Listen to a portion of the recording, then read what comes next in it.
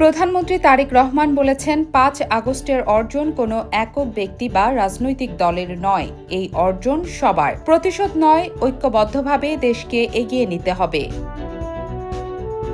শনিবার ৪ জুলাই দুপুরে রাজধানীর শেরেবাংলা নগরের চীন মৈত্রী সম্মেলন কেন্দ্রে জুলাই আগস্ট গণ অভ্যুত্থানের শোক ও বিজয় বর্ষপূর্তি উপলক্ষে জুলাই জাতীয় সম্মেলন ২০২৬-এ প্রধান অতিথির বক্তব্যে তিনি এসব কথা বলেন। প্রধানমন্ত্রী তারেক রহমান বলেন, আইন অনুযায়ী সব হত্যাকাণ্ডের বিচার হবে। বিচারের নামে যেন অবিচার না হয়, সতর্ক থাকতে হবে।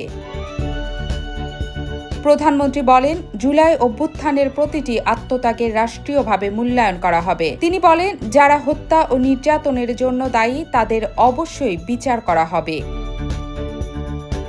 দেশে দীর্ঘমেয়াদী জাতীয় ঐক্যের ডাক দিয়ে প্রধানমন্ত্রী বলেন, জাতিকে বিভক্ত করে দেশকে কোনোভাবেই সামনের দিকে এগিয়ে নেওয়া যায় না। দেশের স্বার্থে সবাইকে ঐক্যবদ্ধ থাকতে হবে। উপস্থিত শহীদ পরিবার ও সাধারণ মানুষের উদ্দেশ্যে প্রধানমন্ত্রী বলেন, আজ জুলাই শহীদদের সত্যিকারের সম্মান করতে হলে আমাদের কাজের মাধ্যমে দেশকে এগিয়ে নিয়ে যেতে হবে। ATV USA news desk.